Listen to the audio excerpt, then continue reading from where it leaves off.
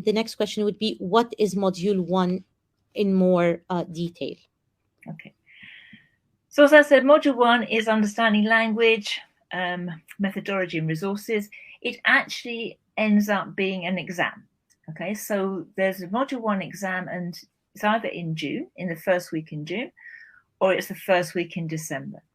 And basically module 1 consists of 2 90-minute exams on the same day.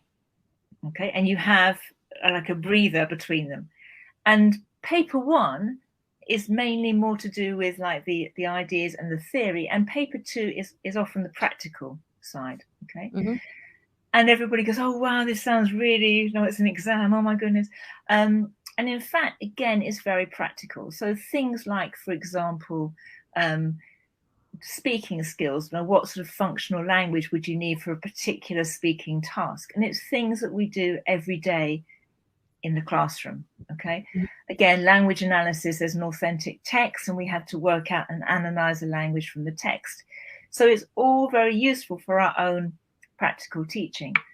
You look at some course book materials, and then you see like, what are the assumptions that the writer made about the materials? Any problems with it? So there's also, as again, you could actually do this, and we will encourage you to try and do this while you're teaching your classes. Okay.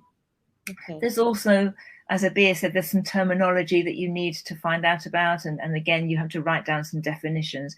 You will need some reading, background reading for it, but again, it's pretty practically based. Okay.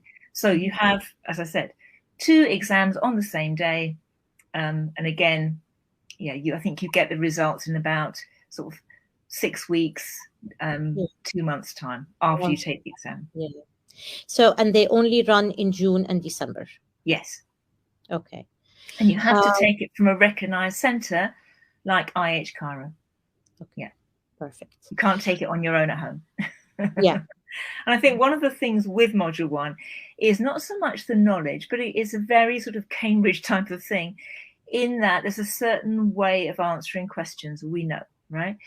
So I think a lot of people's approach to it is obviously doing the research, but then having a lot of practice and knowing how to answer the questions, not having to have perfectly formed sentences, and you just put down the ideas as quickly as you can. So there will be a lot of exam practice as well.